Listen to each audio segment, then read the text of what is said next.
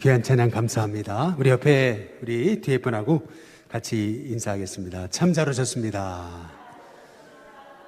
우리 같이 인사하겠습니다. 우리 한 번 더 우리 인사하겠습니다. 큰 은혜 받으시기 바랍니다. 오늘 찬양 너무 감사하고요. 오늘 찬양은 실은 제가 미국에서 이민 목회할 때 우리 담임 목사님이 늘 부르셨던 찬양이에요. 내 눈물 다 씻고 늘 찬송 부르리, 이제 이 찬양인데 참 마음이 이 찬양들 부를 때마다 들을 때마다 짠해요.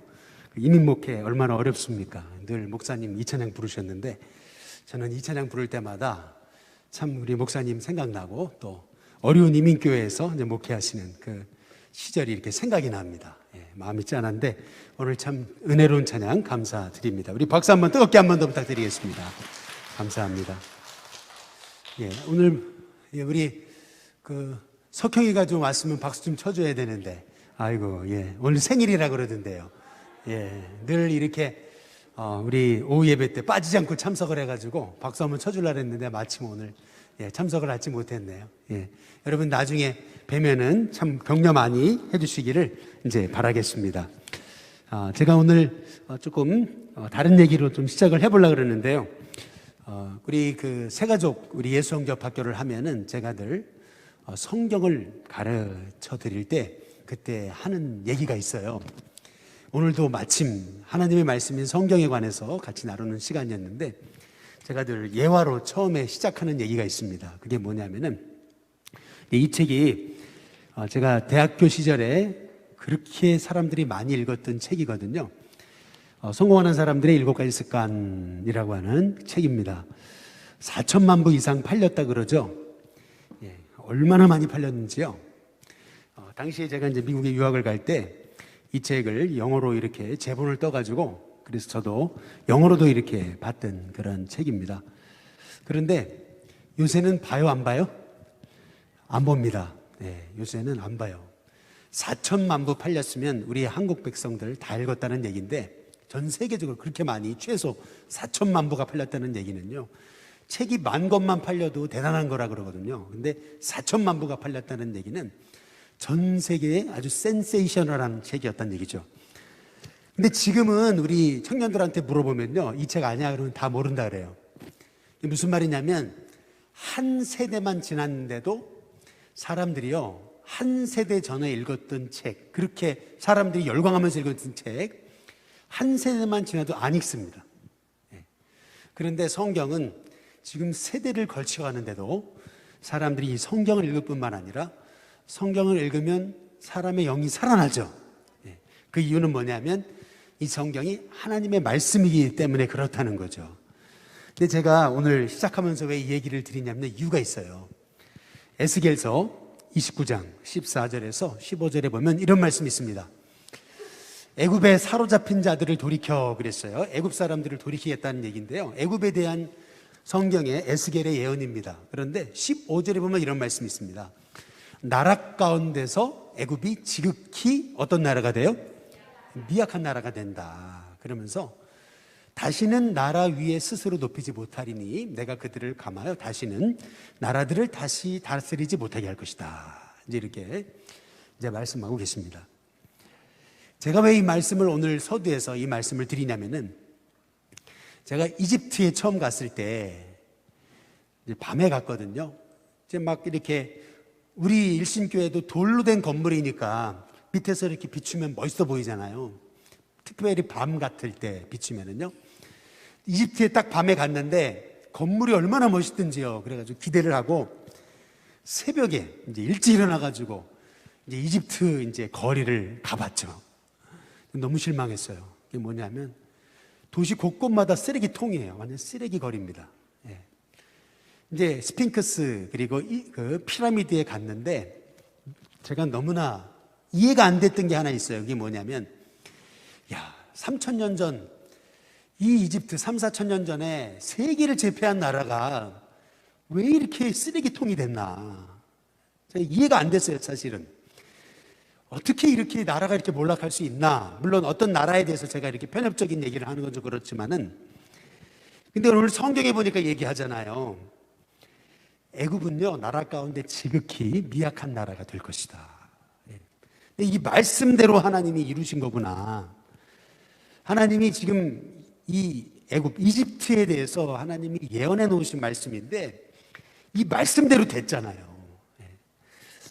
그러니까 제가 이 말씀을 보면서 느끼는 것은 그거예요. 이 성경이요 인간의 책이 아니라는 거죠. 이 성경은 하나님의 감동으로 지어진 하나님의 뭐라고요? 말씀이에요. 그래서 저와 여러분이 오늘 또 이 에스겔서의 말씀을 나눌 때 하나님의 말씀이 하나님의 말씀으로 깨달아지고 또 이 말씀이 내게 주신 말씀으로 깨달아져서 이 말씀 붙잡고 기도하다가 저와 여러분의 삶이 살아나는 은혜가 있게 되시기를 주님의 이름으로 축복합니다. 왜 제가 시작부터 이 애굽에 대한 얘기를 하는 거냐면요, 이제 에스겔에 보시면은 실은요 그 예언서에서 비유에 관한 말씀이 제일 많은 것 중에 하나가 에스겔입니다. 에스겔에 보면은 포도나무 비유가 나오거든요. 근데 포도나무는 누굴 가리키냐면 이스라엘을 가리키는 거예요.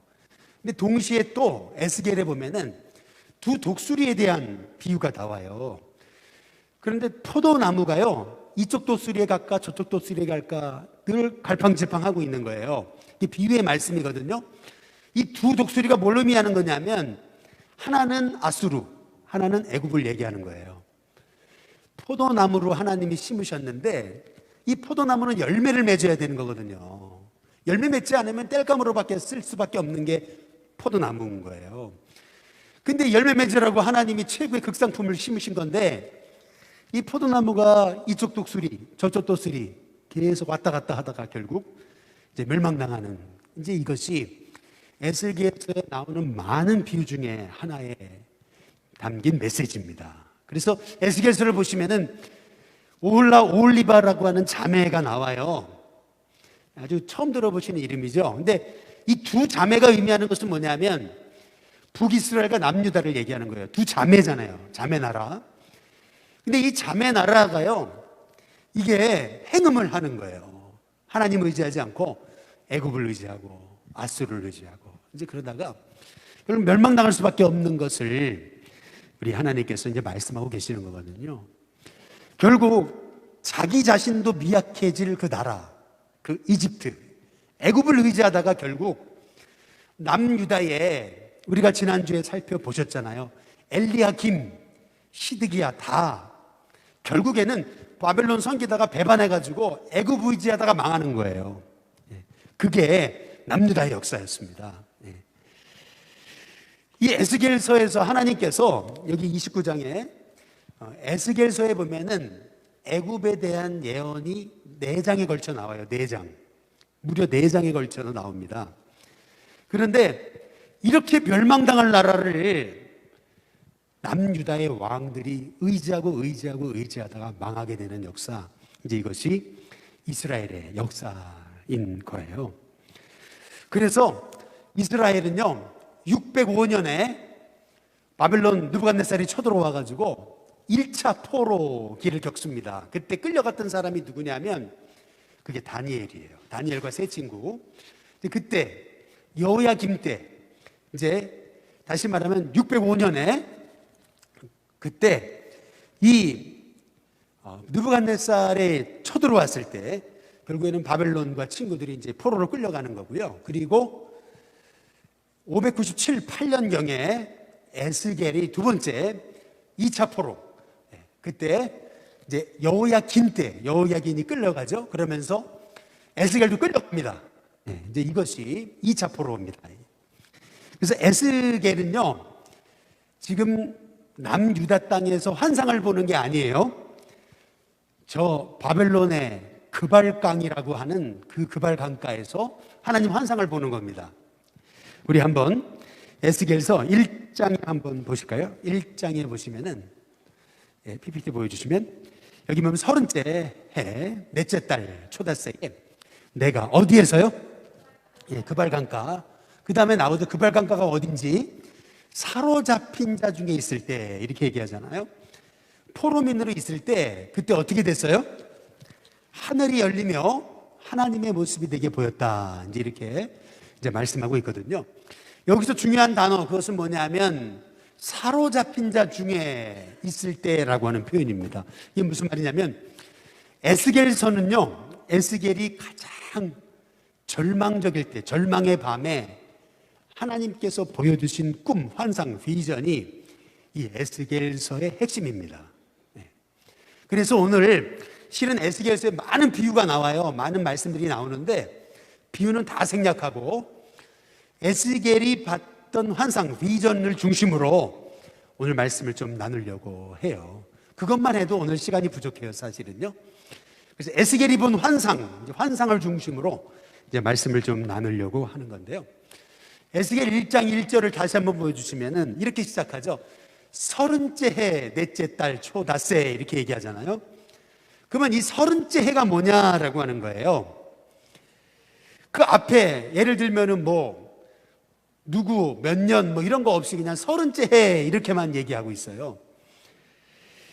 창세기 8장 13절에 보면은 거기에도 이렇게 나오죠. 601년 그냥 다짜고짜 601년 이렇게 시작되거든요. 여기서 얘기하는 에스겔 1장 1절 또 창세기 8장에서 얘기하는 건 뭐냐면 이제 에스겔의 나이를 얘기하는 거예요. 노아의 나이 얘기처럼 마찬가지로 지금 에스겔 1장 1절은 30째 해라고 하는 것은 에스겔이 30세 됐던 해에 하나님께서 그발강가 사로잡힌 자 중에 있던 나에게 하늘이 열리면서 환상을 보게 하셨다. 이제 이 얘기가 에스겔 1장 1절의 말씀입니다. 그래서 30째 해란 에스겔이 30세 때 본 환상과 비전이다. 이렇게 이제 볼 수 있는 겁니다. 근데 에스겔 1장 2절에 보시면은 이렇게 나오거든요. 여호야긴이 사로잡힌 지 몇 년이요? 5년이라고 얘기하거든요. 아까 한 597, 8년경에 그때 이제 에스겔이 2차 포로로 끌려갔다 그랬죠. 그래서 그때로부터 5년이 흐른 거예요. 5년. 그러니까 지금이 언제쯤 되는 거냐면 한 592년 정도, 3년 정도 되는 때입니다. 그때 갈대아 땅 그발 강가에서 에스겔에게 하나님 말씀 임하는 것이 이제 에스겔서의 이제 시작이 되는 거예요. 제가 이걸 이렇게 장황하게 설명을 드리냐면 이 에스겔이 했던 얘기가 있어요. 1장 우리 3절 다시 보시면은 끝에 부분에 이렇게 나와 있습니다. 여호와의 말씀이 부시의 아들, 그 다음 뭐라 그래요? 예, 제사장이라고 나와 있거든요. 거기 제사장에다가 동그라미를 쳐보셔야 돼요. 이제 왜 그런 거냐면 우리가 민수기 공부할 때 함께 잠깐 스쳐 지나가듯 제가 설명드린 적이 있는데요. 민수기 4장 23절에 보면은요, 제사장이 제사장으로서의 활동, 사역을 시작하는 나이가 30살입니다. 30살. 그러니까 이것이 의미하는 것은 뭐냐면요, 제사장은 25살 때부터 견습생으로 일을 시작해요. 그러니까 제사장의 일을 배웁니다. 제사장으로서 번제를 드리고 하는 모든 그 일들이 얼마나 중요한지 5년 동안 견습생으로 생활을 하게 돼요. 민수기에 나오죠. 우리식으로 얘기하면 우리 황 전도사님이 지금 인턴십을 하잖아요. 목회 인턴십. 3년 걸쳐서 목사 안수를 받는 거잖아요. 그러면서 목사로서 사역을 시작하는 것처럼 에스겔은 25살 때 제사장으로서의 인턴십을 시작해서 30세에 제사장의 사역을 시작해야 되는 나이인데 25살이 되던 해, 제사장으로 인턴십을 시작하던 해에 포로로 끌려가가지고 밑도 끝도 없이 5년이 지났어요. 그리고 딱 30세가 됐습니다. 다시 말하면 우리식으로 얘기하면 이제 우리 황 전도사님이 목사 안수를 받고 목회를 본격적으로 시작해야 될 때, 그때 지금 에스겔은 그발강가 사로잡힌 자 중에 소망 없이 이 상황이 언제 끝날지도 모르는 밑도 끝도 없는 이런 상황 속에서, 그것도 어디에서요? 그발강가라 그랬습니다. 사람이요, 물이 흘러가는 걸 계속 보고 앉아있으면 이렇게 허무해지잖아요. 야, 내 인생이 저렇게 흘러가고 끝나는 건가, 허무해지는 거죠. 마찬가지로 지금 에스겔은 이 포로로 끌려가서 그발강이라고 하는 밑도 끝도 없는 그런 처량한 그 강가에서 절망 중에, 낙심 중에, 그것도 30세 됐던 해, 제사장으로서 하나님 부르시긴 했는데 아무것도 할 수 없는 그 포로민의 상황에서 하나님께로부터 받은 환상, 그것이 에스겔서인 거예요. 그래서 에스겔서에서의 핵심은 뭐냐면 이제 에스겔서를 여러분이 이제 쭉 보시면은요, 1장부터 걸쳐가지고요, 1장부터 에스겔서 24장까지요, 무려 이스라엘에 대한 심판의 말씀이 나와요. 그래서 1장부터 24장까지 읽어나가다 보면 많은 비유가 나오고 심판에 관한 말씀이 나와요. 그리고 나서 25장부터 32장까지는 그 25장부터 32장이니까 얼마나 길어요. 근데 그 말씀을 통해서 이방 나라에 대한 심판에 관한 말씀이 나오는 거예요. 근데 그 중에 하나가 이집트, 애굽에 대한 그 심판에 관한 말씀이 나온 거예요.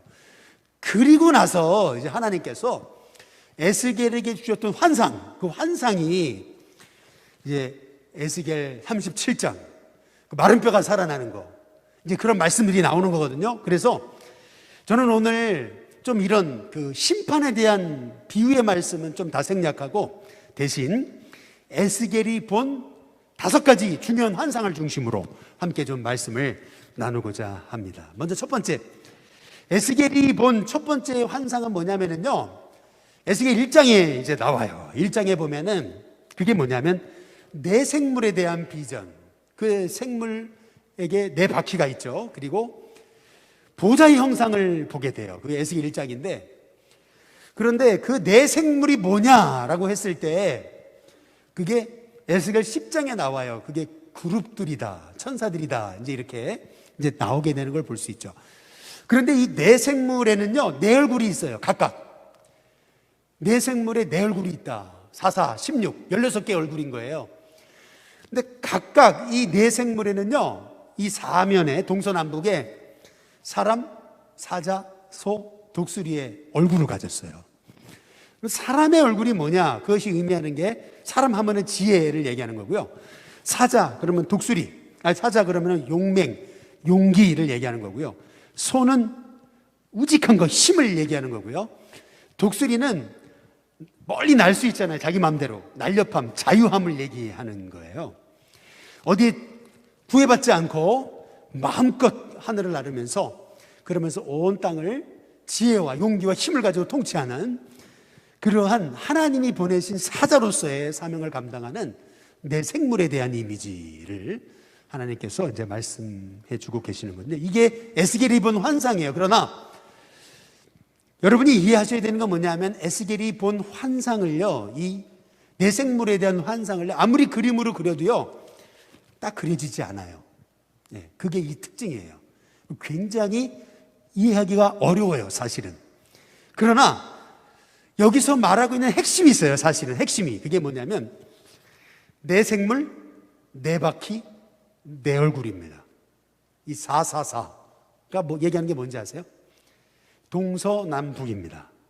이것이 얘기하는 게 뭐냐면, 동서남북을 다 통치하시는 그 하나님의 영적 권위를 위임받아서 세상을 심판하는 그러한 주님의 천사를 의미하는 것이 내 생물의 이 그룹들에 대한 이런 비전이에요. 그래서 에스겔 1장 18절에 보면은 이 내 생물에 있었던 그 바퀴에게 보면 끝에 부분에는 보면은 뭐가 가득해요?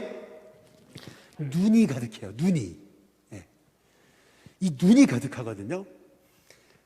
그 옛날에요, 일본 그 애니메이션 영화예요. 에반겔리온이라는 그 애니메이션이 있었어요. 이게 굉장히 안 좋은 이미지인데요.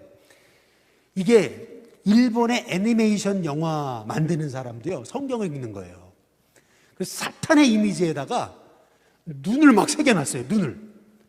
이게 성경의 이미지인데, 천사의 이미지인데, 이거를 자기네들이 바꿔가지고 성경을 이렇게 틀어가지고, 그러니까 실은 이 내 생물에 대한 이미지는요, 뭐냐면 이 바퀴에 눈이 가득하다고 얘기하는 건 뭐냐면 하나님 보고 계시다는 뜻이거든요. 이거를 이 세상의 애니메이션은 이렇게 변형시켜버렸던 게 기억이 나요, 제가. 그래서 이게 왜 이렇게 장황하게 설명을 드리냐면, 요한계시록 4장 8절에 보시면은 이 에스겔이 보았던 비전이 요한계시록하고 연결이 돼요. 요한계시록 4장 8절에 보면 내 생물은 각각 6날개를 가졌는데 그 안과 주위에, 6날개 안과 주위에 뭐가 가득해요? 눈이 가득하거든요. 이 눈의 이미지는 뭐냐면 하나님 다 보고 계시다는 거예요. 동서남북, 내 생물, 내 바퀴, 내 얼굴. 그러면서 이 바퀴에 눈이 가득해요. 이것이 의미하는 게 뭐예요? 하나님 다 보고 계시다는 거죠. 이거를 의미하는 거예요. 그런데 에스겔 1장 12절과 21절에 보시면 이래요. 영이 어떤 곳으로 가면 그 생물도 따라가요. 근데 따라가는 정도가 아니고 어떻게 가요? 그대로 쫓아가는 거예요. 더구나 돌이키지 않아요. 일제히 영이 가면 앞으로 곧게 따라가요. 그래서 그들이 가면 이들도 가고 그들이 서면 이들도 서요. 이것이 의미하는 게 뭐죠? 철저히 내 생물은 하나님의 영이 이끄시는 대로 그 말씀에 순종해서 하나님의 뜻을 이루고 있음을 말하고 있는 겁니다. 철저히 자기 생각 보태지 않고 하나님의 명령을 수행하고 있는 그룹들의 모습을 보여주고 있는 것이 이 말씀의 이 에스겔이 봤던 환상의 아주 중요한 핵심입니다. 근데 에스겔서 1장 4절에 보면은 여기 보면은 내가 보니 그랬잖아요. 그런데 북쪽에서부터 폭풍과 큰 구름이 와요. 거기 2절이라고 되어 있는데 잘못된 거예요. 4절입니다. 내가 보니 그래서 북쪽에서부터 큰 폭풍과 구름이 와요. 그런데 그 속에 뭐가 번쩍번쩍해요? 불이 번쩍번쩍하죠. 이 불로 정결하게 하시는 그 하나님의 심판에 대한 이미지를 에스겔이 본 거예요. 그런데 실은 이 에스겔이 봤던 이 환상의 끝이 되게 중요합니다. 이게 뭐냐면요, 27절 내가 보니 그 허리 위의 모양은 단쇠 같아서 사람 같은 형상 한 분이 바로 우리 예수님의 다시 오실 심판주 되신 예수님의 이미지를 얘기하는 거죠. 단쇠 같아서 그 속과 주위에 불 같고 그랬거든요. 하나님의 심판의 이미지 그 불이에요. 그 끝에도 허리 아라의 모양도 불 같아서 이렇게 얘기하죠. 근데 28절을 잘 보시면 잘 보시죠. 그 사방 광채의 모양은 비 오는 날 불로 하나님께서 심판하시는 것 같아요. 그래서 위에서 폭풍과 큰 구름이 오죠. 폭풍과 구름이 오면 비가 쏟아지잖아요. 그러면 어떻게 되죠? 무지개가 뜨잖아요. 그렇죠? 그래서 28절 끝에 비 오는 날에 있는 뭐 모양 같아요?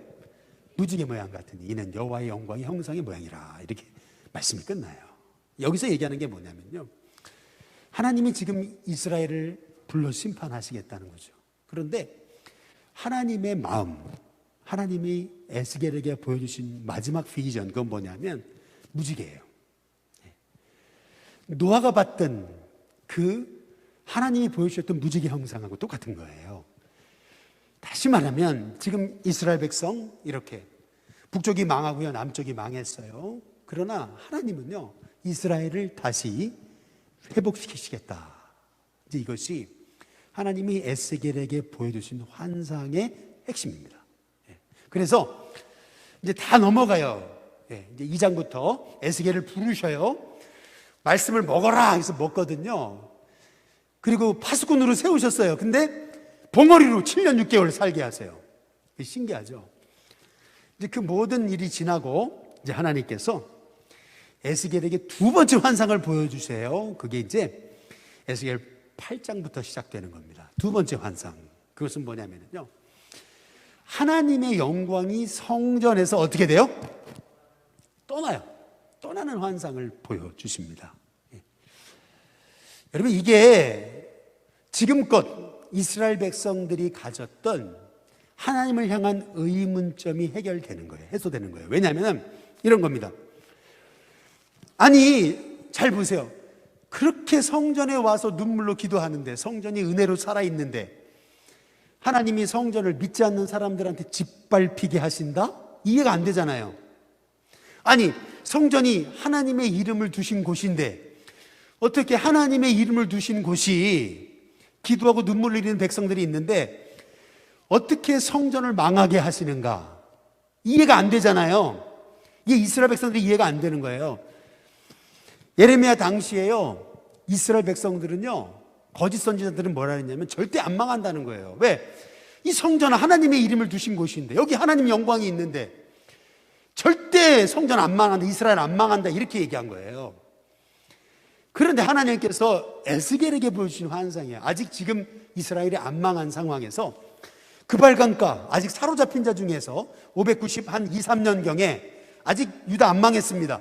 그때 하나님께서 에스겔에게 보여주신 환상이 뭐냐? 그게 성전에서 하나님의 영광이 떠나는 장면이에요. 그게 8장부터 나오는 거예요. 그래서 이게 에스겔의 환상 중에 굉장히 중요한 부분입니다. 에스겔 8장 6절에 보시면 그 빨간 줄만 보시면 이스라엘 족속이 행하는 일을 보느냐, 에스겔이 보게 하시는 거예요.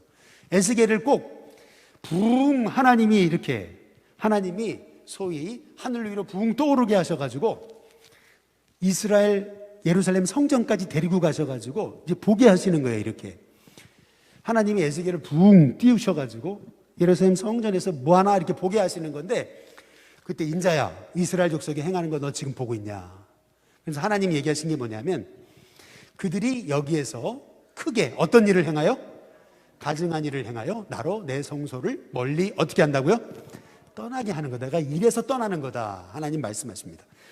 그러면 뭘 봤냐? 에스겔이 본 게 뭐냐면요, 에스겔 8장 14절에 보시면 그가 또 나를 데리고 여호와의 어디로요? 네, 성전으로 들어가는 북문에 딱 가보니까요, 거기서 뭐하고 있냐면 여자들이 앉아서 누구를 위해서요? 담무스를 위해서 애곡하고 있는 모습을 보여주십니다. 이 담무스는 누구냐면 바벨론의 신입니다. 바벨론의 남신, 여신은 누구냐면 이슈타라고 얘기하는데, 지금 이 이스라엘의 여인들이 성전으로 들어가는 북문에서 그 안에서 뭐라고 하고 있어요? 담무스를, 바벨론의 신을 위하여 애곡하고 있어요. 그리고 16절에 보니까 이렇게 얘기하죠. 이제 다시 에스겔을 데리고 성전 뜰 안으로 들어갔어요. 거기에 여호와의 성전문 현관과 제단 사이, 쉽게 말하면 이런 거예요. 야긴과 보아스를 세워놨던 두 기둥이 있던 그 자리, 성전을 들어가는 바로 그 앞자리, 현관 앞에, 거기에서 약 25명이 여호와의 성전을 어떻게 하고요? 등을 지고 낯을 동쪽으로 향하여 누구에게요?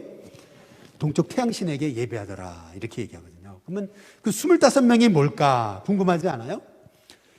보통 성경에서 24명 그러면 24장로를 얘기하는 거예요. 그리고 한 명 대제사장을 얘기하는 겁니다. 그렇다고 봤을 때 이 25명은 누구냐면 이스라엘의 영적 지도자를 얘기하는 거죠. 소위 이스라엘의 영적 지도자들이라고 하는 그 종들이 하나님을 등지고 태양신을 향해 예배하고 있는 모습을 에스겔에게 보여주십니다. 결국 내가 이 성전 떠날 수밖에 없지 않느냐. 하나님께서 환상 가운데 드디어 에스겔 9장으로 넘어가 보시면 1절, 2절에 보시면 이렇게 얘기합니다. 이 성읍을 관할하는 자들이라고 얘기가 나오죠.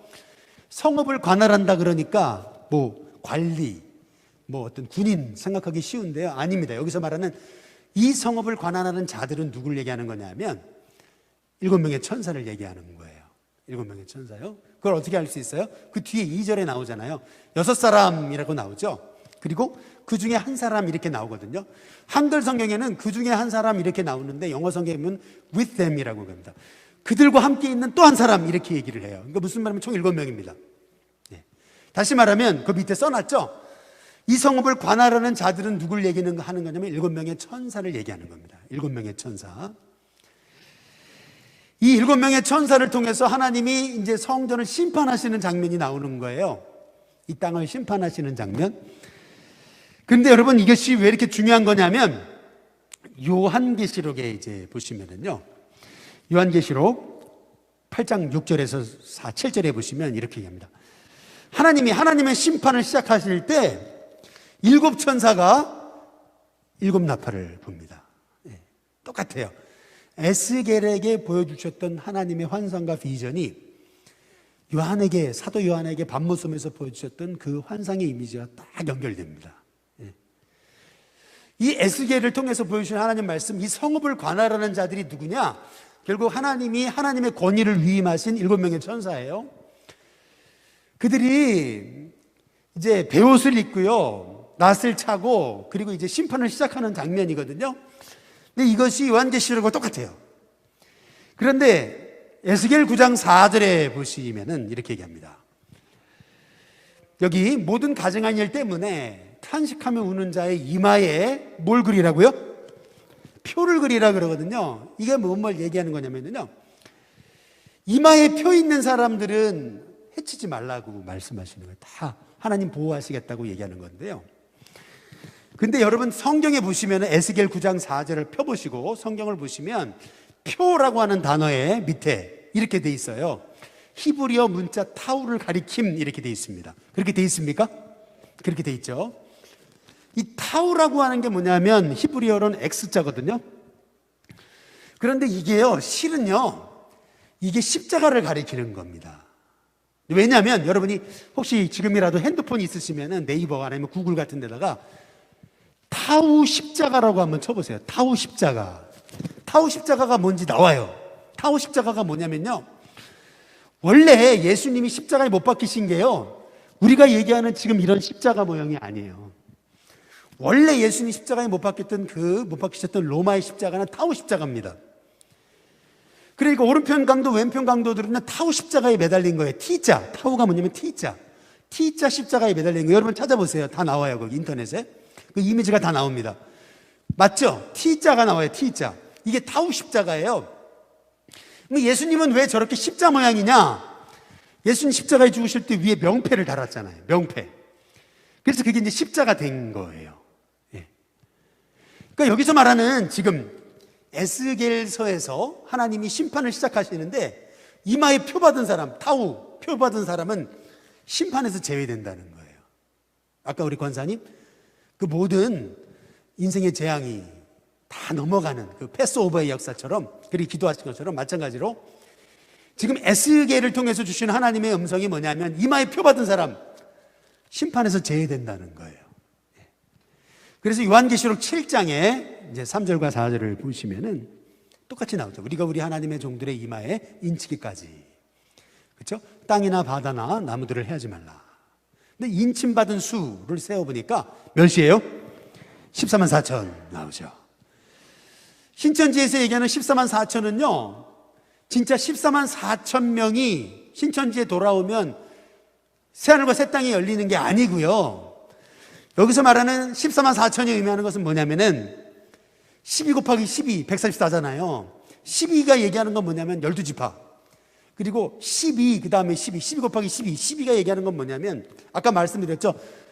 내 생물, 그리고 내 바퀴, 내 얼굴. 4가 의미하는 것은 뭐냐면, 4라는 숫자가 의미하는 것은 뭐냐면 동서남북을 얘기하는 거예요. 그리고 4 곱하기 3, 4, 3, 12, 3을 뭘 의미하는 거냐면 성부, 성자, 성령을 의미하는 겁니다. 4, 3, 12. 12라는 숫자는 뭘 의미하는 거냐면 완전수입니다. 완전수. 그래서 12 곱하기 12, 12지파의 완전수를 곱하면은 144잖아요. 근데 144에다가 1000을 곱하면은요 14만 4천이 되는 거예요. 왜 1000을 곱해야 되는 거냐면 당시에 가장 큰 숫자, 최고의 숫자가 1000이었어요. 1000. 옛날에 우리 백만장자 그랬잖아요. 근데 요새 가치가 올라가면서 요새는 백만장자가 아니고 뭐죠? 억만장자죠. 근데 아마 가치가 또 올라가면 조만장자가 될지도 모르겠어요. 모르겠습니다. 어떤 표현을 쓸지. 그러나 옛날에는 백만장자, 근데 지금 억만장자잖아요. 마찬가지로 여기 옛날 과거 이스라엘 당시의 최고의 숫자는 1000이에요. 그래서 이 명령, 하나님 말씀을 지키는 자는 1000대까지 은혜를 베푼다. 이 1000자, 최고의 단어예요. 최고의 복을 얘기하는 거예요. 그래서 14만 4천인 거예요. 하나님이 택하고 구원받은 하나님의 백성의 숫자 14만 4천. 이렇게 셀 수 없이 많은 하나님의 종들이 마지막 때 믿음을 지킬 것이고, 믿음 지킨 자들 하나님께서 인침받은 자들 보호하실 것이다. 그런 의미가 14만 4천이죠. 그냥 신천지가 얘기하는 14만 4천만 구원받는다 이 얘기는 아닙니다. 그래서 이 입맞은 자, 이 타우 십자가, 이 타우라고 하는 것이 다름 아닌 예수님의 십자가를 의미합니다. 머리에, 이마에 십자가의 형상이 있는 사람들, 흔적, 예수님의 흔적이 있는 사람들, 하나님께서 모든 심판을 면하게 하신다. 이제 이것이 에스겔을 통해서 주신 하나님의 환상과 비전이에요. 이게 요한계시로 연결되는 겁니다. 그래서 에스겔 9장 6절에 보시면은 이제 심판을 시작하는데 어디에서 시작해요? 심판이요? 굉장히 중요합니다. 어디에서요? 성소에서 시작됩니다. 옆에 이렇게 메모해 놓으세요. 베드로전서 4장 17절에도 이렇게 나와 있어요. 하나님의 집에서 심판을 시작할지니 이렇게 나오거든요. 이게 의미하는 것은 뭐냐면요, 결국 하나님의 성소, 하나님의 성전에 하나님의 은혜가 사라질 때 이미 하나님의 심판은 시작된 겁니다. 성경이 얘기하는 심판에 대한 그런 하나님의 말씀이에요. 하나님의 심판은 어디에서 시작돼요? 이 성소에서 시작되는 겁니다. 하나님의 은혜가 사라지는 거예요. 은혜가 사라지고 감격이 사라지고 예배자들이 사라지는 것, 그것이 심판의 시작이에요. 그런데 오늘 말씀에 늙은 자들부터 시작된다 그랬습니다. 늙은 자가 뭘까? 밑에 여러분 성경에 늙은 자들의 그 옆에 번호가 있죠? 그 번호 밑으로 따라가면 뭐라고 써 있어요? 예, 그렇게 써 있어요. 이게 의미하는 것은 뭐냐면 하나님의 심판은 성소에부터 시작하는데 결국 그 성소가 영적으로 은혜가 사라진 이유, 그것은 영적 지도자들이 병들었기 때문이라는 겁니다. 핵심은 거기에 있습니다. 다시 말하면 예를 들면 여러분 일신교회가 망가져요. 예를 들면 그러면 누구에게 책임이 있어요? 저한테 책임이 있는 거예요. 예를 들면 우리 일신교회가 어려움을 당하고 망가진다고 한다면 누구에게 책임이 있어요? 장로님들께, 영적 지도자들에게 책임이 있는 거 아니에요? 여러분 속회가 잘못되면 어떻게 돼요? 속장님에게 책임이 있는 거잖아요. 하나님 책임을 먼저 물으시는 거예요. 똑같은 거죠. 하나님의 성소에서 심판이 시작되는데 하나님은 그 성소를 맡은 리더들에게, 영적 지도자들에게 책임을 묻겠다, 이 얘기입니다. 그것이 에스겔서에서 말씀하시는 하나님의 말씀이에요. 그리고 에스겔 9장 3절부터 보시면 이제 하나님의 심판이 어떻게 시작되는 거냐면요, 에스겔 9장 3절 거기 보면 이렇게 되어 있습니다. 잘 보세요. 구름에 머물러 있던 하나님의 영광이 성전, 그 다음 어디요? 문지방에다 동그라미 한번 치시고, 문지방에 있던 영광이 4절 끝에 어디로 가요? 뜰로 가요. 뜰, 성전 뜰로. 그렇죠? 그 다음에 에스겔 10장 19절에 보세요. 다음 빨리빨리 넘겨주시면, 그 다음에 뜰에 있던 게 어디로 가요? 동문에 갑니다. 그렇죠? 23절 동문에 있던 하나님의 영광이 어디로 가요? 성읍에서 올라가가지고 어디로 갑니까? 성읍 동쪽 어디요? 산에 이릅니다. 이 산은 어디예요? 감람산입니다. 결국 하나님의 영광이, 하나님의 지성소에 있던 그 영광, 시인자에 있던 하나님의 영광이 떠나시는 거예요. 점점점 문지방에 갔다가 뜰에 갔다가 동문으로 갔다가 그리고 동쪽 산에 갔다가 떠나시는 장면이에요. 여기서 얘기하는 건 뭐냐면 에스겔서에서 얘기하는 핵심은 여기 있습니다. 하나님의 영광은 한순간에 떠나는 게 아니라는 거예요. 하나님의 영광은 점점점 떠납니다. 나도 모르는 사이에 내 인생의 예배가 무너지고 하나님 말씀이 들려지지 않고 은혜가 사라지고 세상이 좋아지고 점점점 하나님의 은혜에서 멀어지기 시작하면서 나도 모르는 사이에 삼손처럼 되는 거예요. 머리가 잘린지도 모르고 영광은 떠난지도 모르고 오만 부리다가 보니까 아무 힘도 못 써요. 이제 이게 하나님의 영광이 떠나는 에스겔이 봤던 환상입니다. 이렇게 해서 하나님 영광이 떠나신 거구나. 그래서 예루살렘이 이방인들에게 짓밟힘 받은 거구나. 이제 에스겔이 깨닫는 거예요. 그래서 이해가 되는 거예요. 어떻게 하나님의 성전이 믿지 않는 세상 사람들의 말발굽에 짓밟힘가 될 수 있을까? 이해가 된 거예요. 하나님 영광이 떠났잖아요. 하나님 영광 떠난 성전은 뭐예요? 그냥 빌딩이에요, 빌딩. 성전이 아니에요. 그냥 건물이에요. 그러니까 그냥 건물에 불과하니까 이방 백성들이 와서 다 짓밟는 거는 당연한 거죠. 하나님 영광이 떠났는데 이미요. 하나님 영광이 안 계신데요. 그런데 이제 에스겔이 본 환상은 여기서 끝나는 게 아니에요. 여기서 끝나면 안 되죠. 아까 말씀드렸죠. 불로 하나님 심판이 임하시는 것 같은데 정결하게 하시고, 그리고 하나님이 알고 보니까 하나님의 형상이 무지개라잖아요. 이게 의미하는 건 뭐냐면 에스겔이 봤던 세 번째 환상입니다. 이건 뭐냐면 하나님의 영광이 성전으로 어떻게 돼요? 다시 돌아와요. 다시 돌아온 게 에스겔 43장입니다. 어떻게 돌아와요? 에스겔 43장 1절에서 2절에 보시면 동쪽을 향한 문, 동쪽으로 하나님 영광이 떠났죠? 동쪽으로 다시 돌아오는 거예요. 근데 그 하나님의 영광이 돌아올 때 보니까 하나님의 음성이 많은 물소리 같다 그렇죠? 요한계시록 1장 15절이면 똑같이 나옵니다. 많은 물소리라고 얘기하는 건 뭐냐면은 여러분 박수 한번 지금 한번 쳐보실래요? 박수 한번 쳐보시면은, 예, 지금 몇 명 안 모이셨는데도 이 정도 소리가 나는데 수백, 수천, 수만 명이 박수 친다고 생각해 보시면 그게 꼭 많은 물소리와 같아요. 얼마나 그 장관이고 얼마나 아름다운 소리인지 몰라요. 하나님의 영광이 임하니까요, 우리 안에 있었던 절망이 사라지고 다시금 소망이 일어나고 기쁨이 일어나는 것을 의미하는 것이거든요. 에스겔 43장 여기 4절에서 5절에 보면 이렇게 말합니다. 성전에 하나님 영광이 돌아오거든요. 가득하게 되니까요, 그 땅이 회복되기 시작하는 거거든요. 근데 여기서 말하는 게 핵심이 있습니다. 하나님의 영광이 떠날 때는 점점점 떠났어요. 성전 이 지성소에서 여기 문지방에 갔다가 뜰에 갔다가 동문에 갔다가 동쪽 산으로 떠났어요. 근데 하나님의 영광이 임할 때는 아니에요. 그냥 동문으로 그냥 들어오세요. 순서가 없어요. 이게 뭘 의미하는 거예요? 의미하는 건 뭐냐면요, 하나님의 영광이 떠날 때는 점차적으로 우리도 모르는 사이에 떠나시는데 하나님 영광이 임할 때는 한순간에 임합니다. 이 성경이 얘기하는 거예요. 점진적으로 떠났던 하나님의 영광이 예배를 회복하고 은혜를 회복한 성도들에게 갑자기 하나님의 영광이 회복됩니다. 이것이 에스겔이 봤던 환상, 이 하나님의 영광의 비밀인 거죠. 어느 순간 갑자기 내 마음속에 하나님의 은혜가 임하더니요, 그 하나님의 영광으로 내 인생이 바뀌어져요. 이것이 하나님이 에스겔에게 주신 하나님의 환상인 거예요.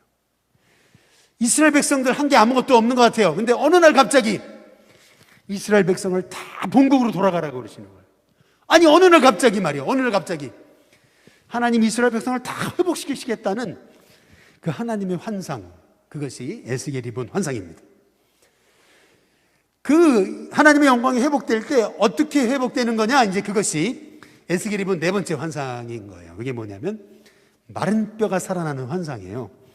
우리가 잘 아시는 에스겔 37장 1절에서 2절에 보니까 하나님께서 에스겔을 다시 붙들으셔가지고 나를 데리고, 아까 말씀드렸죠, 에스겔이 꼭 붕 떠가지고 하나님의 영이 자기를 데리고 가시는 거예요. 어디로 데리고 가시나 봤더니 골짜기로 데리고 가셨어요. 근데 골짜기 안에 뼈가 가득해요.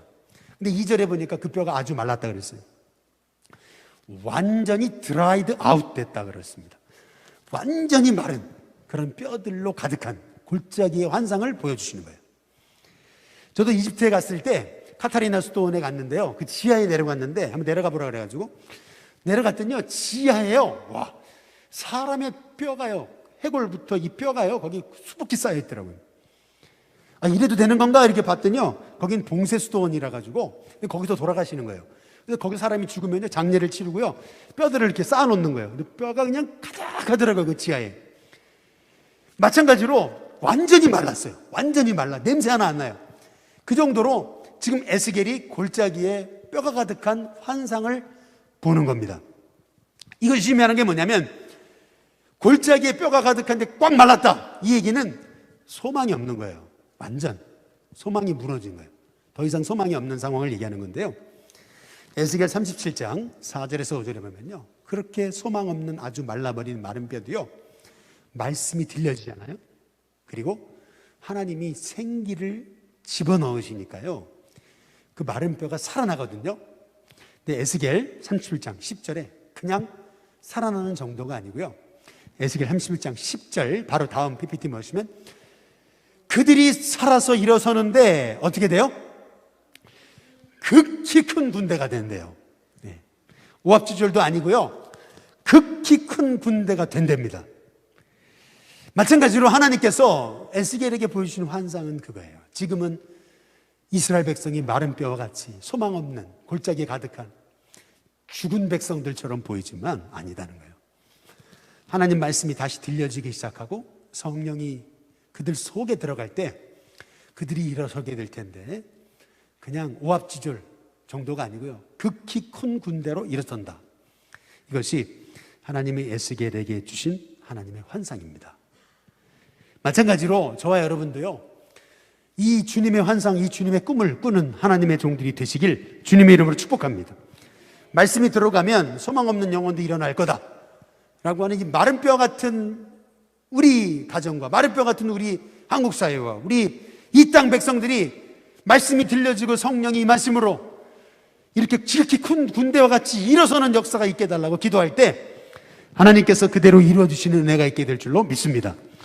그런데 에스겔 37장에 우리가 잘 알지 못하는 한 말씀이, 굉장히 중요한 말씀이 있습니다. 이게 뭐냐면 에스겔 37장 22절이에요. 그 땅 이스라엘 모든 산에서 그들이 어떤 나라요? 한 나라를 이룬다 그랬습니다. 한 임금이 모두 다스리게 하리니 그들이 다시는 어떤 민족이 되지 않아요? 두 민족이 되지 않습니다. 그래, 두 나라로 나누어지지 않을 거다. 이게요, 쉽게 말하면 이런 거예요. 이스라엘이 북으로 남으로 갈라졌잖아요. 북으로 남으로 갈라져 가지고요, 무려 한 350년간 나눠져 있던 거 아니에요. 북쪽은 먼저 망하고 남쪽도 한 345년 만에 망한 거예요. 그런데 그 남과 북이 나누어졌던 이스라엘, 이제는 절대 나누어지지 않는다. 한 나라, 한 민족, 한 백성 된다. 하나님께서 말씀하시는 거거든요. 이게 얼마나 놀라운 말씀인지요. 실은 왜 이게 놀라운 말씀이냐면 우리나라도 그렇지 않아요? 우리나라도 남과 북이 나눠져 있잖아요. 벌써 나눠진 지가 얼마나 오래됐습니까?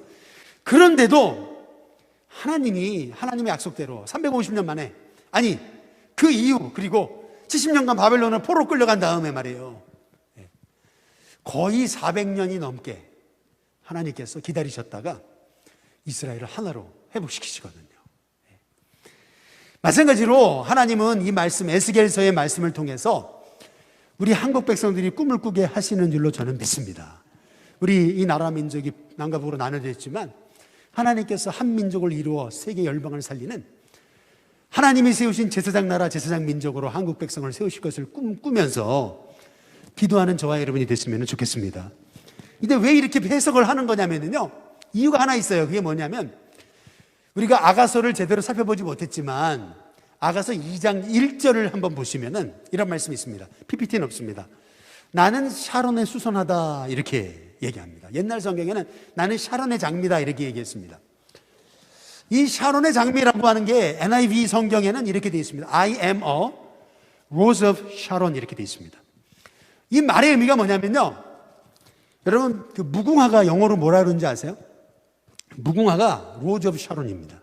그러니까 쉽게 말하면 샤론의 꽃이라는 게요, 영어로 로즈 오브 샤론이에요. NIV 성경 찾아보세요. 그러면 로즈 오브 샤론으로 되어 있습니다. 샤론의 꽃이라는 게 뭐냐면 쉽게 말하면 무궁화입니다. 무궁화. 그래서 여러 논란의 얘기가 있어요. 한국의 국화가 무궁화냐 아니면 접시꽃이냐. 여기 뒤에 접시꽃 하나 열렸거든요. 한번 가서 잘 보세요. 사진 찍어보세요. 저 찍어놨거든요. 무궁화처럼 생겼어요. 그래가지고 많은 논란들이 있어요. 그러나 여러분, 우리 한국의 민족의 꽃이 무궁화잖아요. 근데 무궁화라는 것이 로즈 오브 샤론입니다. 샤론의 꽃. 그렇죠.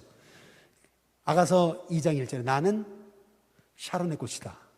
그래서 찬송가 89장에 샤론의 꽃 예수. 그렇죠. 그래서 이런 우연이 다 있을까라고 생각할지 모르지만 우연 중에 우연, 그것은 뭐예요? 이 성경에 나오는 하나님의 말씀, 이것이 바로 우리 한국 민족을 향한 하나님의 말씀이라면 우리가 이 말씀 꿈으로 붙잡고 환상으로 붙잡고 기도할 때 하나님께서 우리에게 이루어 주시지 않을까라고 하는 기도의 제목을 갖고 우리도 같이 이렇게 환상과 꿈을 꾸는 비전의 사람들이 되시기를 주님의 이름으로 축복합니다. 그래서 에스겔 37장 이어지는 말씀에 26절에 내가 그들과 어떤 언약이요? 화평의 언약을 세운다. 그렇죠? 그것이 영원한 언약이 되게 한다. 이 화평의 언약이 뭐예요? 결국 십자가입니다. 예수님의 십자가. 그렇죠? 결국 하나님이 두 나라를, 더 이상 두 나라가 아니라 한 나라가 되게 하시는 하나님의 방법, 그것은 십자가밖에 없다라고 하는 건데요, 복음만이 바로 우리 한국 이민족을 진정한 평화로 이끄는 하나님의 계획과 하나님의 비전인 줄로 믿습니다. 그래서 우리 일신교회가 이렇게 우리 전사님 우리가 품어서 신학생으로 세우고 또 미래 우리 북한 선교회 귀한 우리 선교의 도구로 우리가 양육하고 키우고 후원하는 것은 굉장히 이게 복된 일이다라는 생각을 오늘 말씀을 묵상하면서 이제 하게 되는 겁니다. 그렇다면 하나님이 이렇게 마른 뼈를 살리셔가지고 하나님이 그 죽은 마른 뼈 같은 그 이스라엘 백성을 일으키시는 방법, 그게 나와요. 에스겔에 나오는데요. 그게 에스겔 36장입니다. 36장에 26절에 보면 이렇게 나옵니다. 새 영을 너희 어디요? 속이라는 단어에다 동그라미 치시겠습니다. 새 영을 너희 어디요? 속에 두고 새 마음을 너희에게 주되. 그럼 성령님이 내 안에 오신 증거, 그건 뭐냐면 너희 육신에서 어떤 마음이요? 굳은 마음을 제거하고. 여기 굳은 마음에다가 위에 보면 번호 하나가 붙었죠? 그 번호 밑을 따라가시면 뭐라고 써 있습니까? 돌이라고 써 있어요. 이게 무슨 말이냐면 성령님이 우리 안에 오실 때 우리의 돌 같은 마음이 부드러운 마음이 됩니다. 돌 같은 마음이. 부드러운 마음에 또 번호가 하나 붙었죠? 예, 그 밑에 뭐라고 써 있어요? 꼭이라고 써 있죠? 이 고기라고 하는 게 뭐냐면요. 그 고기라는 단어는 살이라는 단어입니다. 다시 말해서 굳은 마음, 돌같이 굳은 마음을 제거해 주시고 살처럼 부드러운 마음을 주신다는 거예요. 다시 말하면 우리 안에 정말 성령님이 일하신다, 일하시지 않는다라는 것을 볼 수 있는 증거는 뭐냐면 내 마음이 자꾸 굳어지고 돌처럼 내 마음이 강팍해진다면 그건 성령님이 하시는 게 아닙니다. 그것이 어떤 좋은 일이든 내 마음이 자꾸 굳어진다면 그러면 이건 성령님이 하시는 일이 아닐 가능성이 많아요. 그럼 성령님이 하시는 일은 뭐냐? 힘들고 어렵고 고난이 가득해도 내 마음에 부드러운 마음을 주십니다. 살처럼. 그래서 힘든 일이 아니게 돼요. 그러면서 결국 하나님이 새 힘 주셔서 27절에 내 율례를 행하게 하겠다. 하나님 말씀이 내 삶을 통해 성취되도록 만드시는 것, 그것이 성령님이 우리 안에서 행하시는 새 일입니다. 그것이 마른 뼈 같은 영혼을 다시 살리셔서 하나님이 일하시는 방법이에요. 그 성령님이 내 안에 오셔서 그 성령님이 나를 새로운 존재로 이끌어 가시는 것, 이것이 마른 뼈를 일으키셔서 하시는 하나님의 첫 번째 역사입니다. 두 번째, 마른 뼈를 일으키셔 살리시는 하나님의 비전, 그 에스겔서에 나오거든요. 여러 말씀들이 나오는데 그 중요한 거 하나만 뽑으면은요, 에스겔 44장 15절입니다. 이렇게 나와 있습니다. 이스라엘 족속이 그릇 행하여 나를 떠날 때 사독의 자손 레위 사람 제사장들은 내 성소의 직분을 어떻게 했어요? 지켰은즉 그들은 내게 가까이 나와 수종을 들게 될 것이다. 이렇게 얘기하거든요. 실은 에스겔 36장에서요, 하나님이 자기만 먹는 목자들에 대해서 하나님 심판하십니다. 그 내용이 나와요. 그래서 이 에스겔서에서 얘기하는 게 뭐냐면요, 하나님이 마른 뼈를 일으키실 때 먼저 말씀이 들려지게 하시고 성령님을 우리에게 주셔서 돌처럼 굳은 마음이 살처럼 굳은 마음으로 바뀌어지고요. 그리고 나서 하나님이 하시는 일은 뭐냐면요, 신실한 영적 지도자들을 다시 일으키신다라고 하는 게 그게 에스겔서에서 주시는 하나님의 환상입니다. 결국에는 교회든 어떤 공동체든 나라든 민족이든 할 것 없이 지도자가 중요하다는 겁니다. 하나님이 지도자를 다시 세우신다. 이제 이 얘기입니다. 그 다음에 세 번째, 하나님이 마른 뼈를 일으키실 때 하나님이 하시는 방법, 일은 뭐냐면 에스겔 46장 9절부터 나오는 말씀입니다. 9절, 10절, 11절, 12절, 13절에 나오는 얘기인데요. 쉽게 말하면, 한마디로 말하면 예배 회복입니다. 이게 얘기하는 게 예배 회복이에요. 설명을 드릴게요. 어떻게 회복하시는 거냐면, 여기 보면 모든 절기에 이 땅 백성이 나 요 앞에 나오는데 어떻게 나오냐면, 끝에 부분에 보면 잘 보세요. 북문으로 들어와서 경배한 자는 남문으로 나가요. 남문으로 들어온 자는 북문으로 나가요. 이 의미하는 것은 뭐냐면요, 그 몸이 앞으로 향한 대로 나간다는 거예요. 이것이 의미하는 게 뭐냐면 그 몸이 뒤를 안 돌아봐요. 옆으로 안 돌아봐요. 앞을 바라본다는 거거든요. 이게 의미하는 게 뭐냐면요, 전적으로 이제 하나님만 향한 예배가 회복된다는 거예요. 그 마음이 전적으로 하나님을 향한 예배. 이제 그것이 에스겔서에 하나님이 주셨던 환상의 그 예배가 회복되고 마른 뼈가 일어나는 그런 환상 중에 하나님 주신 예배 회복의 약속입니다. 그리고 10절에 보시면은, 에스겔 40장 10절에 보면 이런 말씀이 나와요. 군주가 무리 가운데 있어서 이라고죠. 그들이 들어올 때 들어오고 그들이 나갈 때 나간다. 이런 말씀이 있거든요. 이게 뭘 의미하는지 아세요? 우리는 군주 그러면은요, 군주는 따로 딱 떼어내서 자리도 따로 만들어 놓고 군주가 특별 대우 받는 거라고 생각하잖아요. 근데 성경은 아니에요. 에스겔서가 얘기하는 건 뭐냐면 군주도 백성과 똑같다는 거예요. 차별이 없는 하나님의 은혜를 말씀하고 있는 겁니다. 군주도 똑같이, 왕들도 백성들과 함께 들어와서 함께 나간다. 이게 뭘 의미하네요? 차별이 없으신 하나님의 은혜. 군주라고 특별 대우받지 않고 똑같이 백성들과 함께 나와서 예배드리는,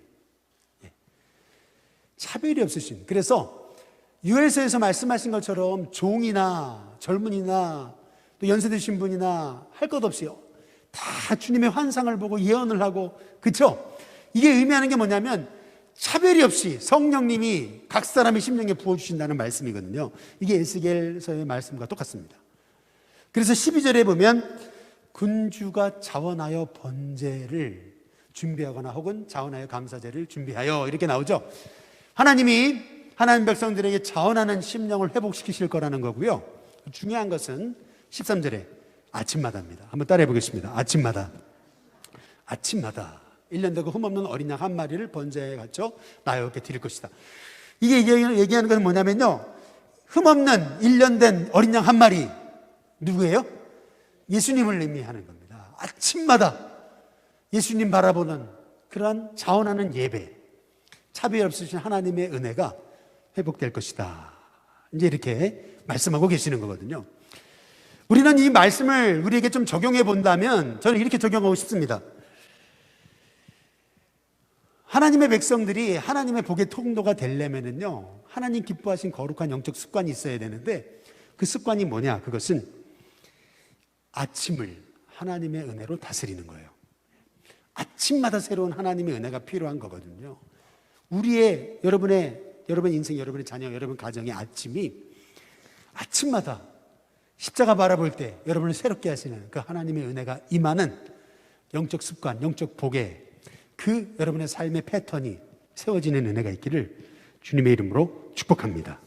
제가 다 설명드리지는 못하는 게 아쉽지만 에스겔서에서 특별히 제 마음속에 잊혀지지 않는 한 말씀이 있어요. 그게 뭐냐면, 이제 PPT는 없는데요, 제가 필리핀에 갔을 때 필리핀을 대표하는 성당이라 그래가지고 저한테 누가 보여주시더라고요. 선교 갔는데 여기 꼭 보고 가셔야 된다고 그래가지고 마닐라에 필리핀을 대표하는 성당을 갔었어요. 뭐 큰 성당은 아니에요. 그런데 그게 왜 중요한가 이렇게 봤더니 그 필리핀의 유명한 그 인물들, 그 인물이 필리핀 성당 안에 묻혀져 있는 거예요. 안에. 이 바닥이 이게 무덤인 거예요. 근데 그때 제가 딱 들었던 생각이 있어요. 그게 뭐냐면 에스겔서에 보면은요, 성전 안에 유명인의 왕들의 시체도 여기에 넣으면 안 된다고 나와 있어요. 이게 의미가 뭔지 아세요? 점차적으로 성전이 어떤 특정인 왕, 특정인 권세자들의 특정인 전유물이 됐던 거, 이게 실은 이스라엘의 영적인 그 하나님의 복이 무너지는 출발점이었습니다. 그런데 하나님께서는 에스겔을 통해서 이 에스겔서에 나와요. 왕들조차도 그 무덤이 성전 안에 있으면 안 된다. 이 나오는 거예요. 그러면서 오늘 여기 얘기하잖아요. 군주조차도 무리 가운데 같이 들어왔다 같이 나가는 거다. 이것이 의미하는 게 뭐냐면, 하나님의 성전은 어떤 인간의 차별을 두고 그런 것이 아니라는 거예요.